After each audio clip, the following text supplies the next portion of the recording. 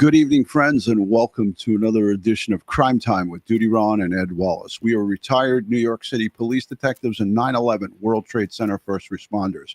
If you like all things true crime related from the police detective's perspective, you're in the right spot. Hit that subscribe button, hit that notification bell so you get all things DutyRon and this guy right here, my partner, Ed Wallace, when we go live or upload another video. Tonight, on a Sunday, look, we all went to church today. I know that.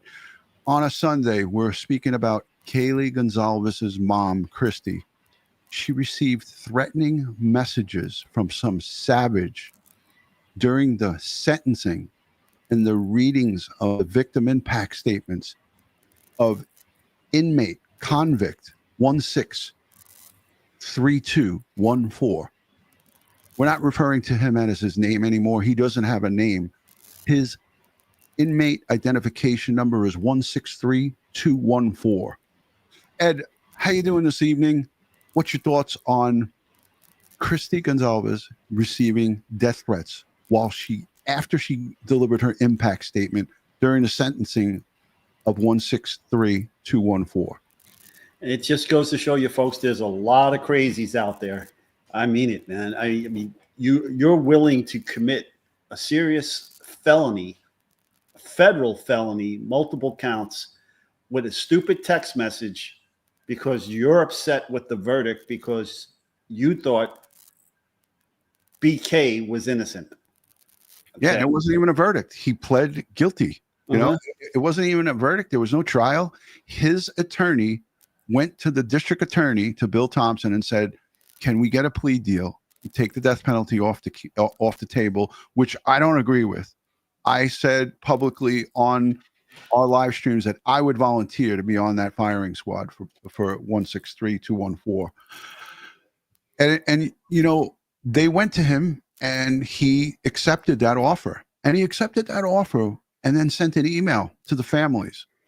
I'm repulsed by that. I think that, you know, the way we operated in the New York City Police Department, we communicated with the victims' families. We told them we're working as hard as we can on this case. We're doing everything that we can. We didn't give up information about the case, but we kept in communication. If a deceased family member, a murdered family member called the detective squad, we answered them back, Ed, right?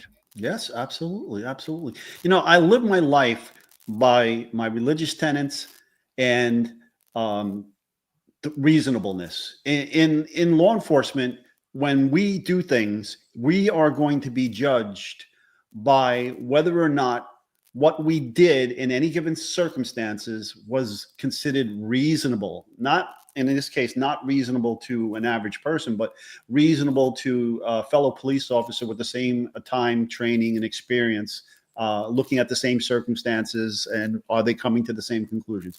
But I always try to live my life within the tenets of my religion and being reasonable. And I got to ask these folks that do this, do you stop and ever think about whether or not your actions are reasonable? Because as I taught my children, and you should have been taught by your parents, that for everything you do, there's going to be a consequence. Many times in life, the consequence is fine. It's good. But there are times when you go over that line and the consequence is going to be bad for you. Okay. Just like this person who sent that text message to her while she was in court, not realizing the crimes they were being committed, okay, by themselves, or not caring about the crimes they are committing. But it's just unbelievable. And I see it in our comment sections after we post the show on YouTube. I see these things. And I'm looking at these people and I'm reading what they're saying. And I'm saying to myself, does this person really believe this? Because if they do, they are not being reasonable. And their mental health needs to be challenged because, in my opinion, people who cheerlead for an admitted murderer, Bryan Kohberger, again, I'm using his name. This will be the last time I use it here. But Bryan Kohberger admitted that he murdered these 4 college students. And we're going to say their names from the rooftops every day, all day, and twice on Sunday. Kaylee Goncalves, Madison Mogan, Ethan Chapin, and Xander Knodel. He admitted that he murdered these 4 young college students, these kids. And I say this, and I look you straight in the eye and say, how dare you? How dare you? If those murdered kids were your children, would you be putting those comments out there? And I say, hell no. These are cowards. These are crazy. These are irrational. These are people, in my opinion, the worst of the worst. And if you do that, you are not welcome here. You can try to make those comments. You can go into the comment section, but after we read them, you'll be blocked and sent on your merry way to be toxic somewhere else. Let's take a listen to our good friend Brian Enton. He interviewed Kaylee's father, Steve, who I had the opportunity to speak with tonight on the phone, and his wife, Kristi. I had a 30-minute conversation with them before we went live here tonight, and we're going to be hearing from them on this channel in the very near future. But let's take a listen to what Steve had to say. This was from a day or two ago, as it pertains to his wife receiving death threats in the courtroom. That podium, and I was in the courtroom. It was like, man, it's on now. I mean, that was really a moment.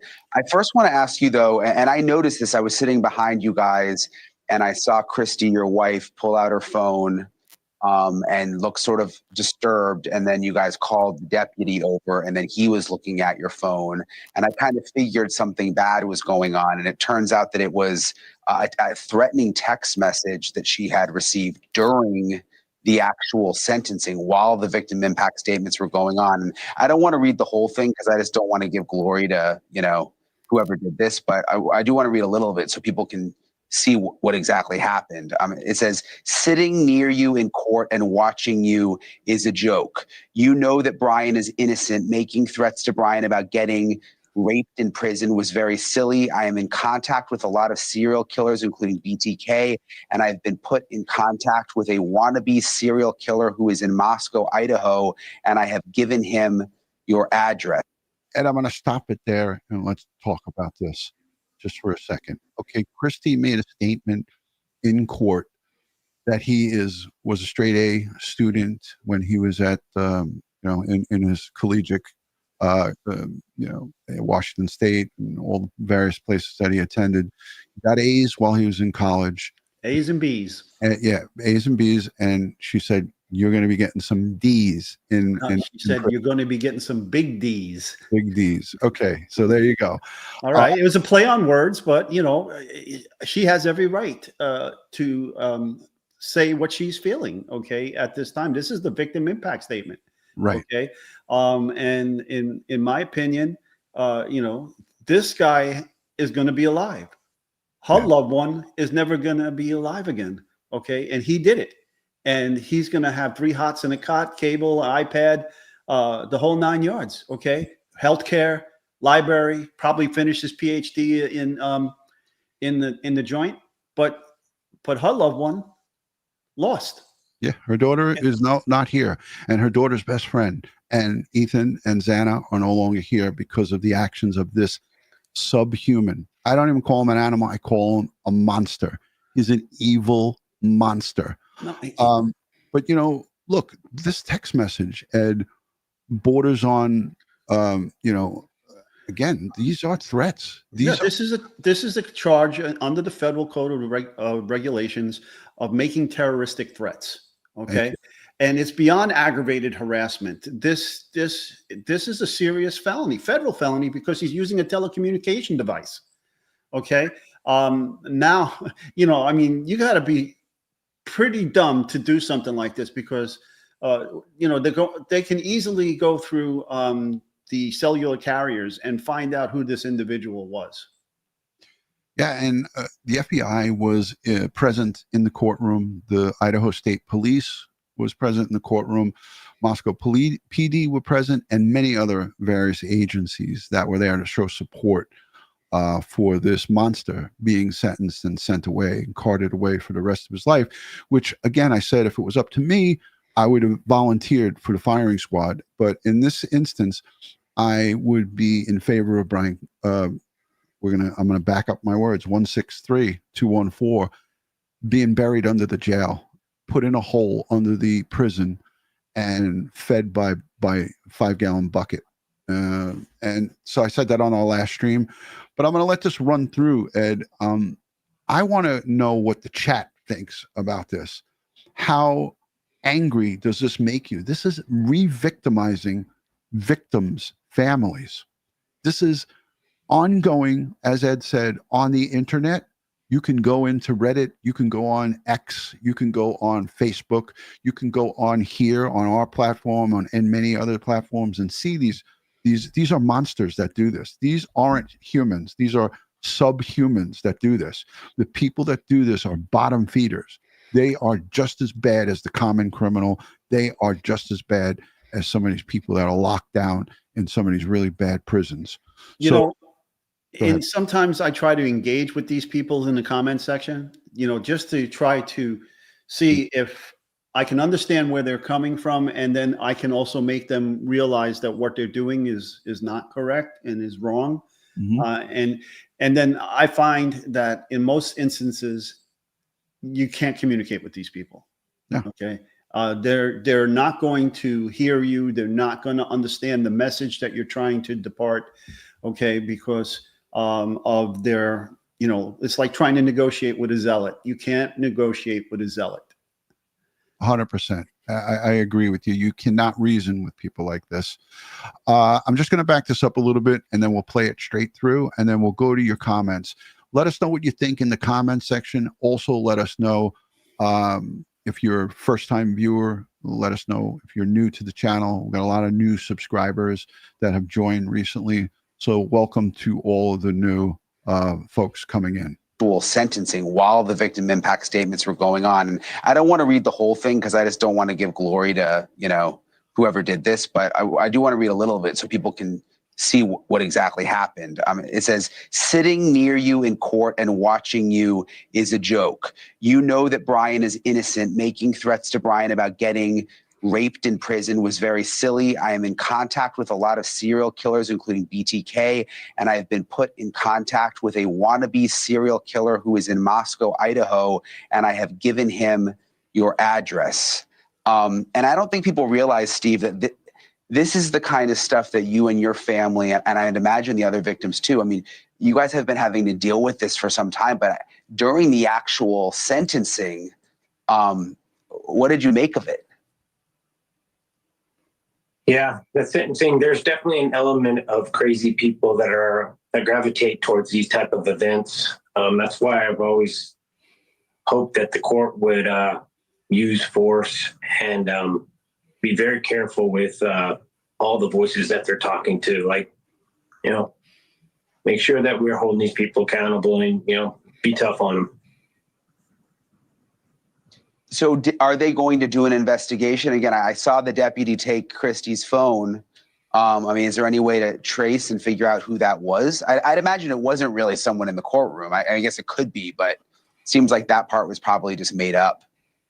Yeah, I think so as well. They just wanted to piggyback right off something she had said because it was live TV or slight delay close to live TV. And it was accurate, So we did pass it on to our lawyer and he started working with the investigators and they're definitely going to, or if they already haven't, track this person down and they'll be held accountable. Just one less crazy person on the streets that try to find a family to harass, I doubt he's not around here. I've heard that he's in another state. Okay. Well, that was interesting comment by Kaylee's dad, Steve. He said, I heard he is in a different state. So maybe there's more information that he knows in regards to the scumbag that sent his wife this threatening text message. But to me, right there is, I don't know if it was just, maybe his words, but from what he said there, Ed, it sounds like they have identified who, or perhaps identified who sent that message. What do you think, Ed? Well, it wouldn't be that hard to do because typically when you get a text, there is the ability to trace that number that the text came from. It may be unidentified on her phone, but the carrier can definitely get it, and law enforcement can make an application to get that information from the carrier. Right. Yeah. And I want to say this too. I'll put us back on for a second. For those who disagree with the way any of these families have handled the murder of their daughters or their sons, the son, I say this to you, and I said this in the comments many times over the weekend because I was answering out the comments. I knew you were busy with your dad's birthday, and happy birthday to Mr. Wallace, and happy anniversary as well to Mr. and Mrs. Wallace. But over the weekend, I was answering out a lot of these questions, and people were saying, "Well, I don't agree with the way they handle this. I don't agree with this." We should have no qualms with the way families of murdered victims, murdered daughters, murdered son, how they decide and who they decide to communicate with and how they do it is not it's not our place to start trying to say that they should do this, they should do that. You should just be thinking, like, thank God this didn't happen to my loved one. And you should be supporting and rallying around them. You don't have to get behind them, but you shouldn't be saying negative things. You shouldn't be saying, I don't agree with the way, because in my opinion, they have every right to voice their feelings because it's their daughter who was brutally murdered, not yours. So, I mean, I have to say that. But it sounds like they know who sent this text message. And I hope that they do. And I hope they drag them in, hog tie them, and bring them before a court and send them off to jail. Whoever it is. I hope so.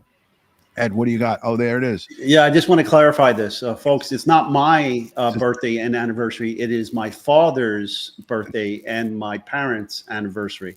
I thought I was clear. I said your dad. You know, well, you said Mr. Wallace, but some people are thinking it's me. No, that's not me. I'm born in March and got married in May. My father and mother were married on my father's birthday. So that was 68 years ago. Yeah. Thank you, Ed. Thanks for the clarification. So we did pass it on to our lawyer, and he started working with the investigators, and they're definitely going to, or if they already haven't, track this person down, and they'll be held accountable. Just one less crazy person on the streets that try to find a family to harass. You know, I doubt he's not around here. I've heard that he's in another state. Okay. Well, listen, you guys are the wrong family to try to mess with. That's for sure. And I'm glad to hear that the police are taking it seriously. But like I said, I know this is something you've been dealing with really throughout. And even now with Bryan Kohberger pleading guilty and admitting it, even now these people are still doing this. It's crazy. Yeah, this is why part of the reason we were hard on the prosecutor, because you can't look at it any other way that by hiding those details of what happened to my daughter and the other victims, it gave fuel to these people. It gave them a wishful thinking that they were like defending a PhD grad, you know, and a master's degree and pursuing his PhD. So, you know, people don't want to root for like a skinhead or a cop killer or you know, ravaged drug user. But this guy could have had a persona, and I just don't understand why Thompson would have wanted to protect him by hiding these details.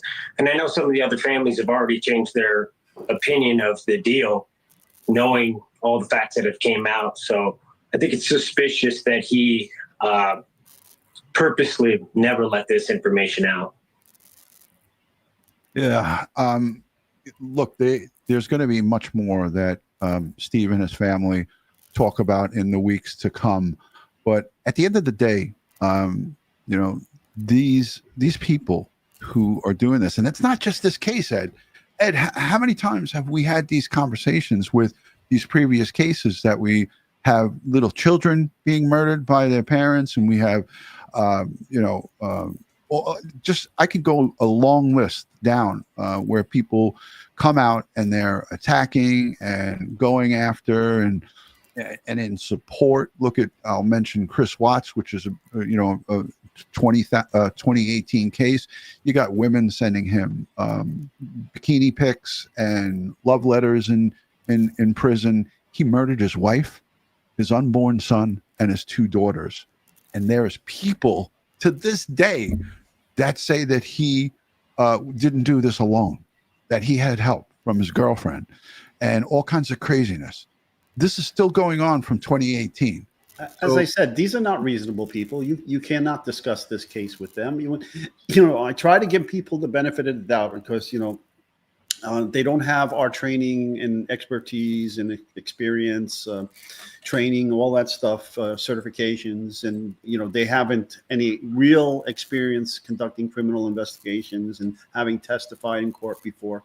And so, so I try to give them the benefit of the doubt when I see these crazy theories and conspiracy theories and and what they're saying, because they don't understand the nuances. They don't understand the minutia of the evidence and what it's actually saying. And it's much easier in many cases, if you like the way the person looks, to think that person is innocent and just disregard the truth. Everybody's entitled to their own opinion. What they're not entitled to is their own facts. Correct, Ed. Well said. I just want to pool the chat here as it pertains to not just the Goncalves family, all the families of these murdered college students, the Chapin family, the Kernodle family, the Mogan family, and the Goncalves family. How many here who are watching support these families in whatever decision, however they feel about this plea deal that Kohberger was spared his life? Again, put it in the chat. Just a yes if you support these families, no matter what, how they feel, whether they're for it or against it, and put a no if you feel like no, I'm not on board with that, DutyRon. I'm not trying to just run a one-way show here. So I'd like to see how much out of our audience, and for those of you who are watching the replay, you could put it in the comments down below in the comment section. But I support these families no matter how they feel about this, because all we are supposed to do in this life is get around the victims' families and support them. Everybody's going to have a different opinion about this, but when you start sending messages and saying, I know a serial killer in Moscow and I have given him your address, that is criminal. That is a federal crime. And I hope and I pray that this person is hogtied and dragged in and locked up ASAP, because that person is a danger to society. If you have the audacity to do that to a mother, a grieving mother, inside a courtroom after she delivered her victim impact statement, then you are sick. You are sick and evil. You are a monster. You're no better than inmate 163214, in my opinion. Yeah, I 100% back you. I get fired up. Yeah. I spoke with Olivia yesterday, your daughter, and your victim impact statement was obviously really just intense, and hers was intense, and both are getting a lot of attention. I think have really sort of inspired the world in a way. She told me that she felt relieved after the hearing, that she actually did feel just a little better in general. Did you feel the same way? I mean, how are you doing now? Yeah, to be honest, I felt great because I felt like the first time the courtroom had a representation that was in harmony of our family. We're not going to sit there and honor a mass murderer and say that he can sit on his butt because he was honorable to the sword. He was honorable to the judge. Of course, he's going to be honorable to the judge. Judge is going to decide if he lives or die, but he wasn't honorable to us, and that was a good point that Steve made, and they were angry. Ed, what he's alluding to here about him sitting down is that most defendants, most people who are before the court, when they address the judge, they are most of the time asked to stand. And the judge in this case said that these are the Judge Hippler's words. You've been respectful to this court. You don't have to stand. Remember, I think it was 2 hearings ago, he said that to him, where he didn't have to stand. And I believe that's what Steve is alluding to here, is that why wasn't he made to stand up when he was sentenced? He sat. through the whole thing and, looked at people, made, eye contact with his daughter, with those dead eyes. Yeah, with the dead eyes. And, Steve has a really good point, and he's on NewsNation. So he's restricted into what he can say. He can't sit there and really let you know how he feels, but he's basically saying, look, this court let us down because they allowed this mass murderer, this person who took 4 people's lives in a brutal manner, sit throughout this whole proceeding and throughout his sentence. When he was doling out the sentence to him, Kohberger should have had a stand with the shackles on and the travel belt with the irons. He should have stood. What do you guys think in the chat? Put a 1 in the chat if you feel that he should have been made to stand up. Put a 2 if you think it's okay. And some people might think it's okay, but if it was your loved one, you'd want that scumbag standing up and to face the music. And that's kind of what Steve is saying here. Let's listen to it again. In harmony of our family. We're not going to sit there. Hearing that she actually did feel just a little better in general. Did you feel the same way? I mean, how are you doing now?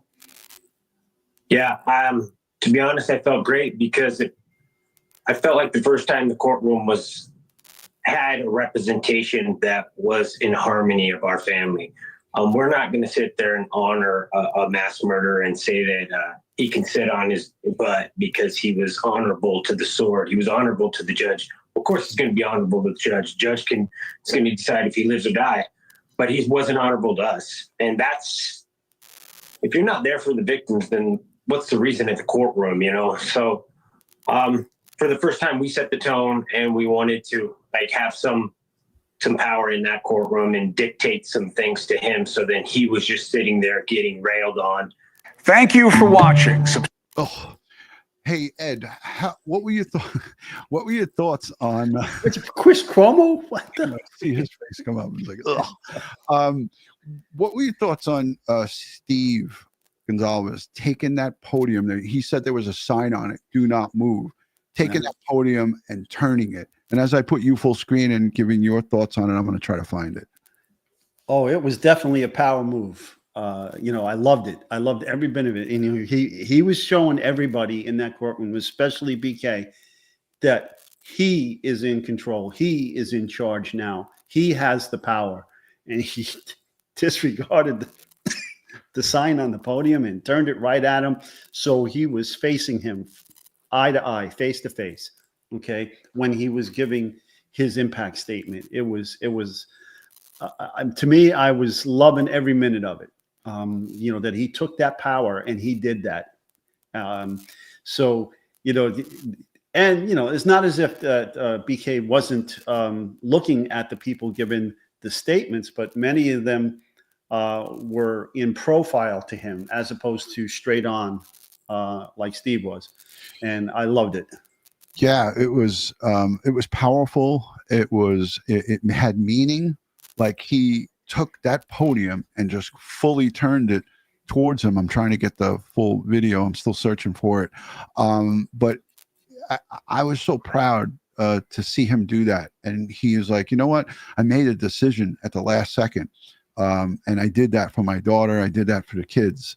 And I thought that it was a badass move. And then he knew, along with his wife, that Olivia was going to get up there and really deliver that power punch.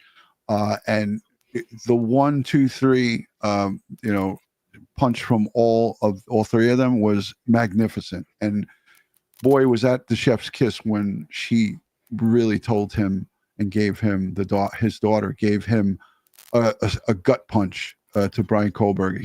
That was devastating. I loved it. She was just wailing combos on him, and he couldn't defend him. He couldn't do anything but take it. But again, since you brought it up, because many of the things that she said, she wanted answers to, right? And we heard from the judge, we heard from the prosecutor who said, "Oh, we can't trust, him to give us the truth." Well, that's neither here nor there. It should have been a condition of sparing his life from the death sentence. And, you know, all you would have to say is, okay, take us to where you ditched the knife. Take us to where you ditched your clothing. Because, you know, it's surmised that he used the shovel and dug up by a riverbed and probably buried the knife and the clothing there. So let him bring you to where the knife and the clothing is. All right. And let's see if we can find it. All right. He should have been forced to give that up, and tell them where that was. Mm-hmm. Ed, I got another thing too. I wanted to ask you is like, a lot of people are speaking about this and saying, you know, they had enough evidence, they had enough to go and prosecute him under the capital punishment in the state of Idaho. Why couldn't Bill Thompson have said to Ann Taylor, hey, you know, we know the answers to this, but I'm setting it up. Why couldn't Bill Thompson said to Ann Taylor, we're not giving you this plea deal. We're taking it to trial, and force her to go to trial? Why didn't Bill Thompson do that? Was it about the money? Well, he said it in his statement. He said it, you know, and everybody knows this. You know, when you're a jury trial, it's a gamble. All it takes is one person to hang a jury. Okay. So, and it's an expense. Yes, it's an expense, but that's part of the business of prosecuting people. It's always going to be an expense. And then if you got the conviction, then there's going to be more expenses and years of appeals until they're all exhausted, and so forth. So I understand some of the thinking behind getting a plea, but I do feel that there should have been more stipulations in the plea. Why'd you do this? Okay, where is the evidence? What did you do with the murder weapon? What did you do with your clothing? Where is it? All these things should have been answered. Okay, you know, and even if it's untrue, you know, once it's untrue, then you say, you know, if at any point during this, if we find that anything you're telling us is untrue, the plea is off. Right. Could have been done. I don't know that it was. I just think that you know, the prosecutor is a very good poker player. It's so frustrating. It is so frustrating. I found Steve, and I want to do it. I want to cue it up right to the point where he comes up to the podium, and I believe we have it right here. The members from the Kaylee Goncalves family. First will be her father, Steve Goncalves. Upper right corner.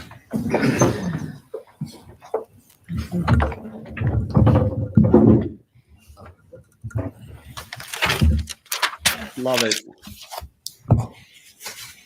He absolutely. Did you see the look at the prosecutor at the desk here? Mm-hmm. Bill Thompson was just like, uh-oh. Got to put it back. He was so anxious to get up there. It looked like he almost tripped over a chair. Let's look over here at the right. Yeah.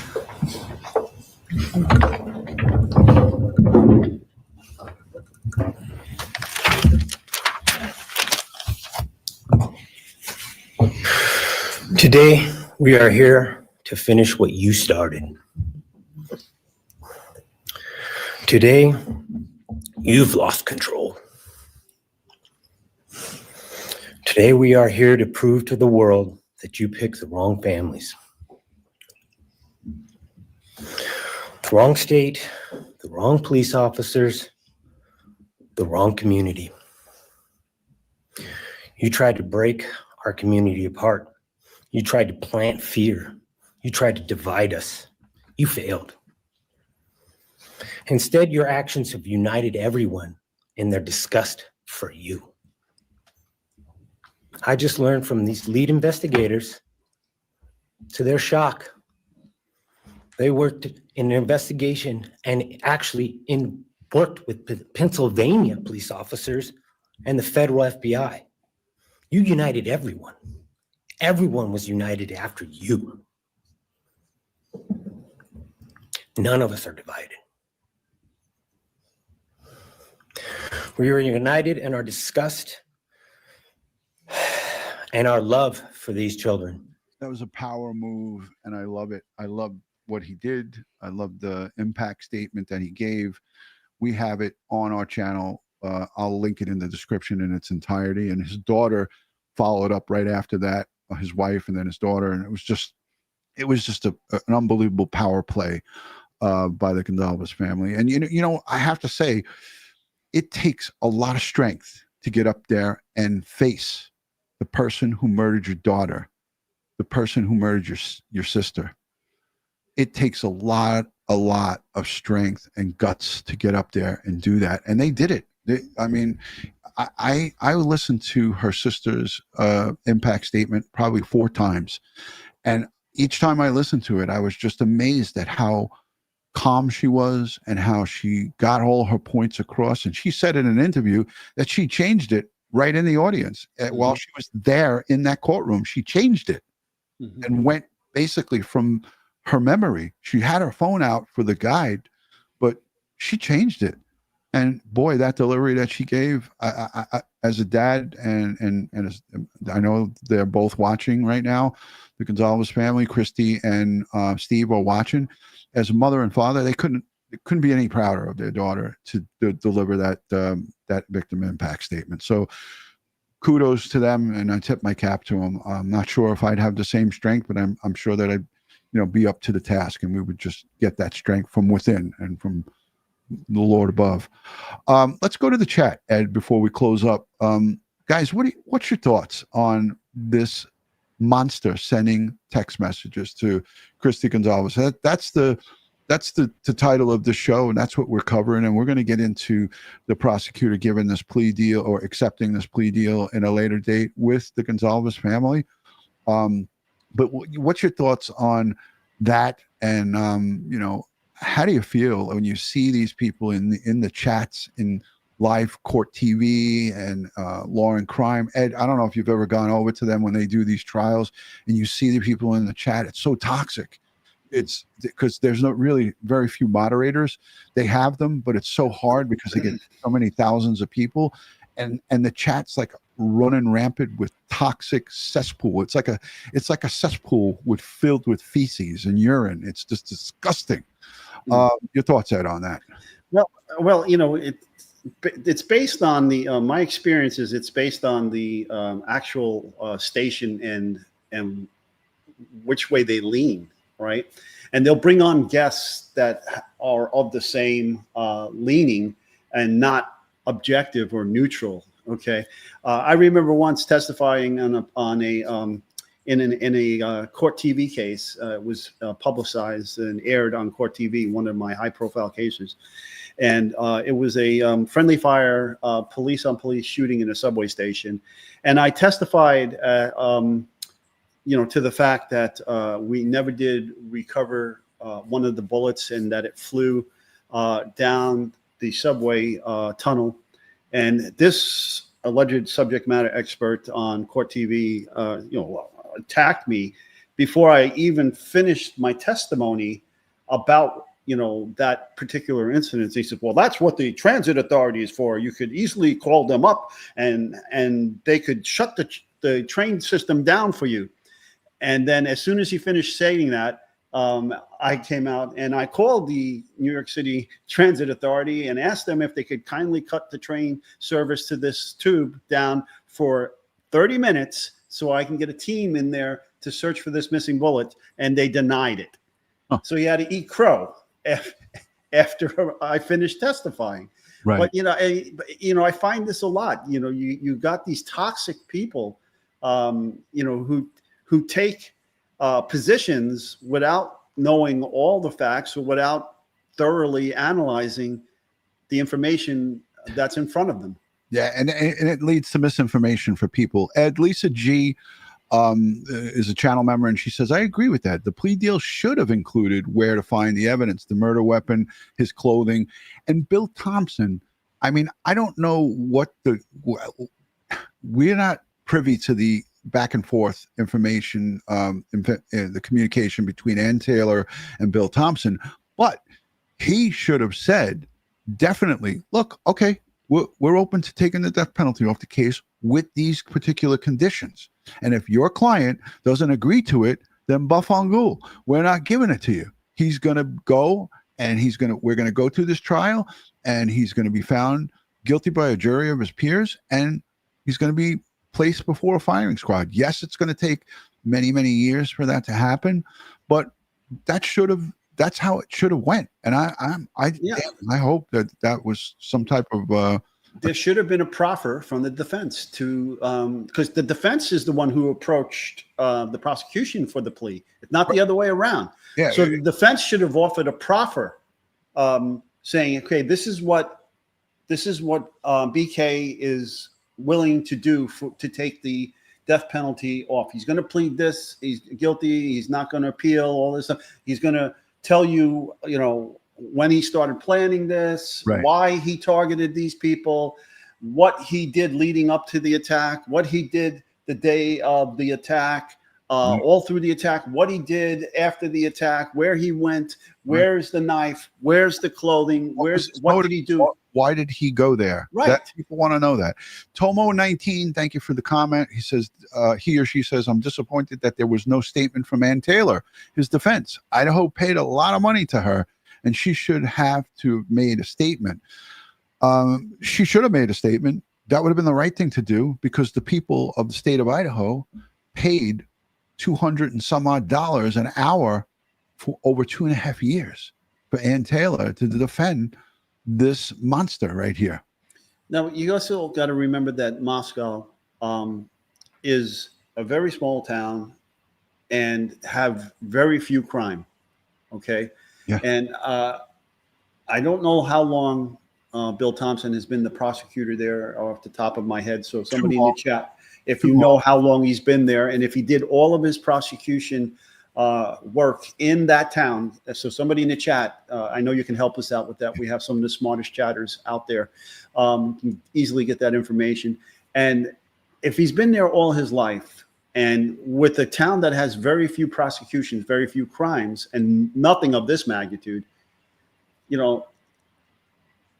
I think maybe he didn't have the experience that would be needed for a high-profile case like this. Well, I could tell you that Bill Thompson's been there a long time, but I could also tell you that his father was a prosecutor there.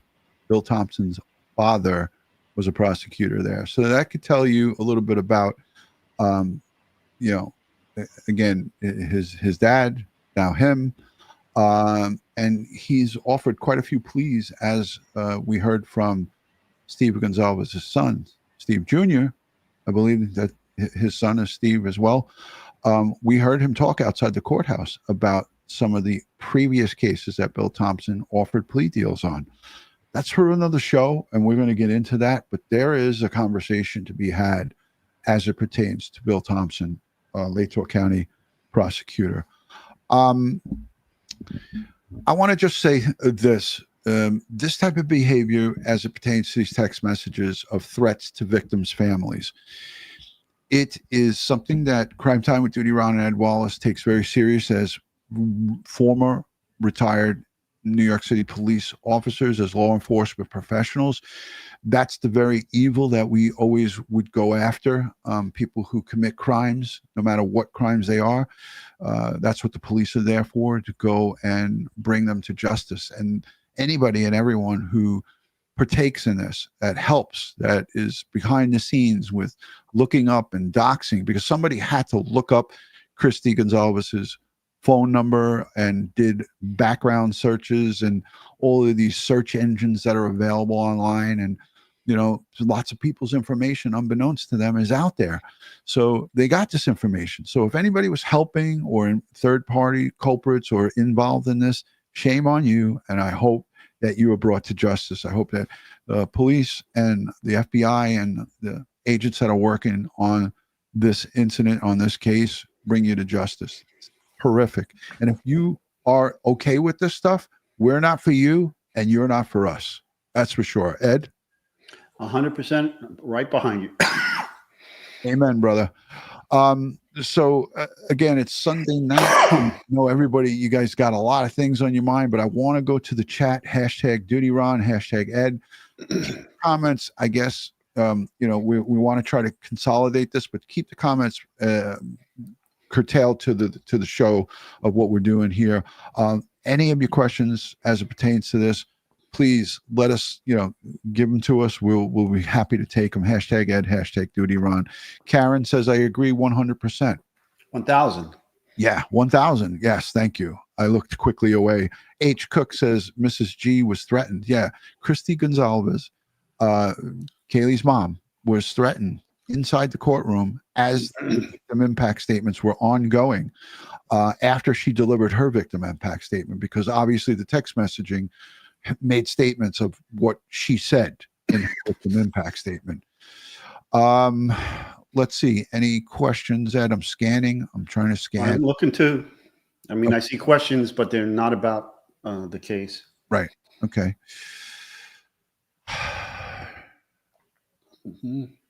Let's see. Was that Brian's sister who popped up on your live stream during the hearing? I thought I saw that, but it was too fast. I do not know, and I doubt it. I doubt it, but you never know. You never do know. Ann Taylor always walked into courtroom smiling like she was Miss American. I had more of a problem with her assistant. I don't know her name, and nor do I care to know her name. This woman right here, where my cursor is, she had, Ed, did you notice that smug throughout all of it wasn't just this sentencing, but she had this smirk on her face, and it was always like a smile. I don't know if anybody else caught on to it. I'm sure that many have caught on to her, but my God, like when the camera zoomed in and she was in focus, like here, not so much, but boy, she was, oof. You know, I've seen that before. It seems to me like people like this just are uncomfortable around the cameras and don't know how to react around the camera. You know, Yeah. so they think smiling is the way to go, which it isn't. Yeah, especially when it's something so horrific and so heinous as this. So, all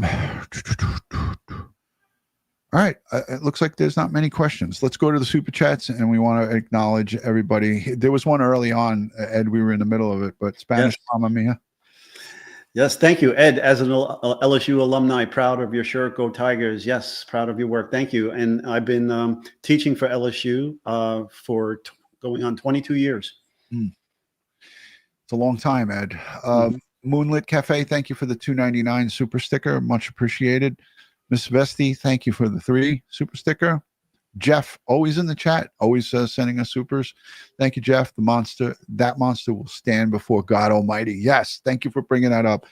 He will have to answer to his maker. And he's going to rot from the inside out inside that prison. He's not going to have a good time in there. And I hope and pray that he has not one good day. I hope and pray that every day is miserable for him. Bugs crawling on him at night. We know he's a germ phobe, and he's very, he's into cleanliness. That's not what he's going to get. Brian Enton said, "Oh, it's a very sterile environment." He got the walkthrough where a warden's there with them showing everything nice and clean and everything. But behind the scenes, when the lights and cameras are off, prison is not a great place to be, and it's not a clean place. There's bugs and all kinds of mold and all kinds. It's cold in the winter. It's hot in the summer. He's not going to have a good time there. I guarantee you that. Dora Deli, thank you so much for the 5. She said, "Ron and Ed, look up." I think I highlighted this. Very interesting. Parents were subpoenaed to the grand jury in her case. 30 minutes from the BK house. An unsolved murder. Yeah. Definitely should. All this should be looked at. Looked at. Charlene, thank you for becoming a YouTube member. Thank you again, Miss Vesti, for more of the super stickers. Appreciate that. Appreciate your support. New Jersey Kathy, thanks for the 10. Oh, I want to say thank you to everyone who watched our Friday night, Friday Forensics. That show is in the hundreds of thousands of views, and I thank you for everyone watching that. That was our Friday Forensics. We went over a lot of stuff on that show, a lot of the documents, and we talked about some sensitive info as it pertains to this investigation. Rye the guy, thank you for the 5. Bill Thompson had all the leverage and used none of it. He just wanted a quick win. And I think to save money, a lot of this had to do, a lot of things like we talk about the 1122 King Road being torn down. That was a huge mistake. We still to this day feel that it was a huge mistake and we couldn't understand it. But that's the University of Idaho. They don't want a black eye. They don't want to lose, admissions. It's money for them. And That's in the beginning, Ed, the mayor came out and said, "Oh, there's no worries. You have nothing to worry about." Kohberger wasn't even arrested yet.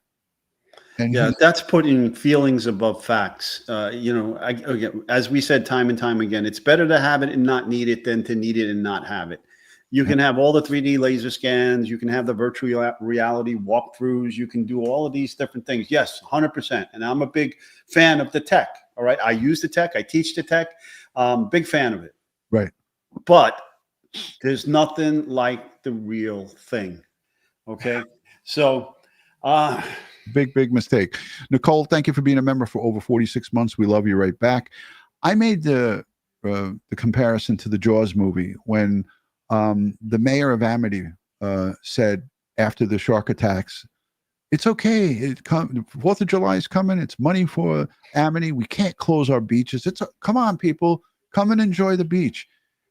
That mayor of Moscow and the University of Idaho folks, when they made those statements, it made me think of the movie Jaws right away. Right? I mean, I don't know. I got the vibe from it. Like it's safe. Everything's good here. Come on, let's go. Courtney, thank you for the 5.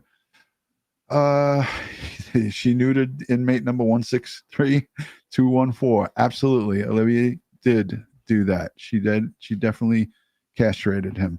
Deborah, thank you for being a member for 23 months. Been here for a while. Well, we appreciate you. Redondo Beach, thank you for being a member for 4 months. You guys, love you guys. Agree 100%. Ed. Lisa G, thank you for the 5. And Courtney, thank you for becoming a new member.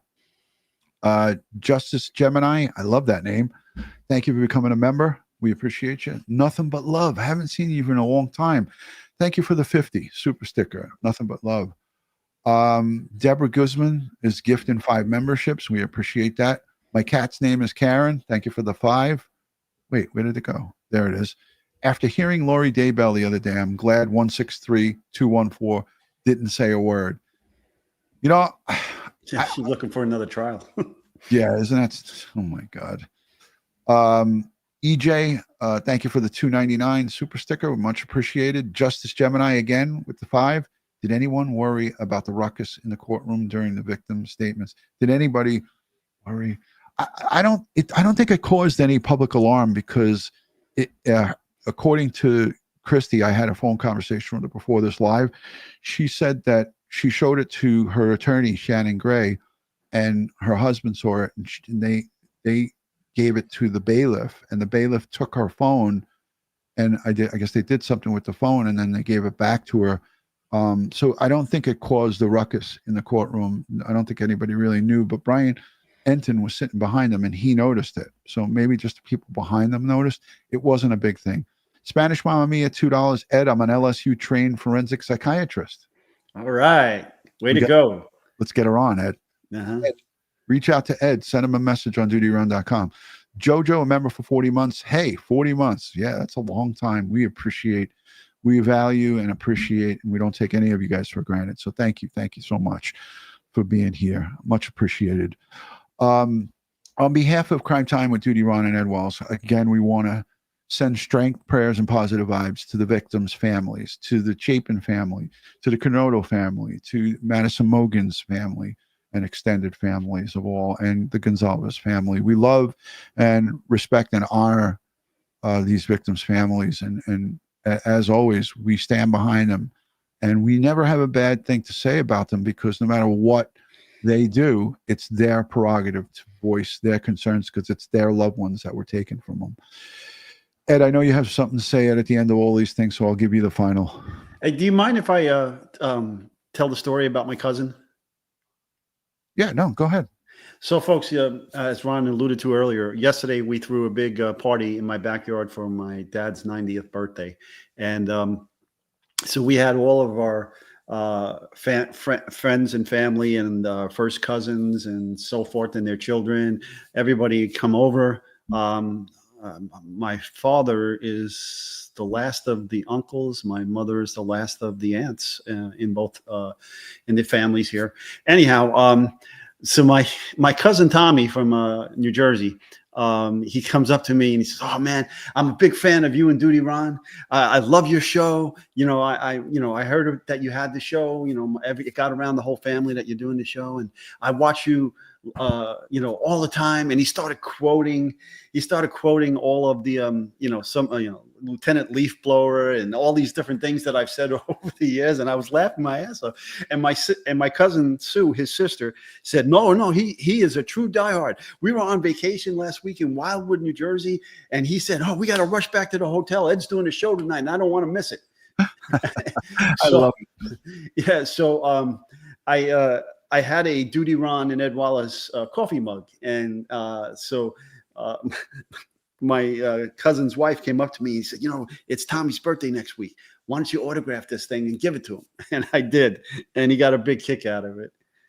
That is awesome. I love the story. You told it before we went live. There's lots of people from not only Ed's family, but from all over the place watching us. And it's great. I'm so honored and proud of this community, of what we've developed. And it's a combination of friends and family and extended families outside the country and within the United States as well. Our moderators are second to none. I want to thank them for all they do. And I also want to just make a mention that Kristen lost a family pet on Friday night while we were live. She lost one of her beloved pets to another one of her pets. It was just really horrific what happened. I'll let her explain it to you guys, but sending strength to you, Kristen, and all my best. I know what it's like to lose a family pet, and it's really hard, and she was really broken up. So Kristen, we're sending you love and strength, and we thank you for all you do here on Crime Time with DutyRon. She's our back end producer, and she's the gal who does all of the polls and all of the posts for us and all of the things that you guys engage with. Ed approves them all and she posts them. So sending Kristen a lot of love and support. Popeye's doing good. He's recovering, and I'm so happy that everything's good with him so far. So good. Fingers crossed. All right. On behalf of Crime Time with DutyRon and Ed Wallace, we wish you all a great week upcoming. Make this week your week, and we're wishing you all the best. Ed, I'll give you the last. Okay, folks, thanks for being here. Thanks for sharing your valuable time with us. Thanks for spreading the word about us and your support. Always stay safe, stay prepared, and watch your six. Stay cool this week if you're in the Northeast, boy, because it's going to be hot and sticky. Yeah. Thank you, Ed. God bless everyone.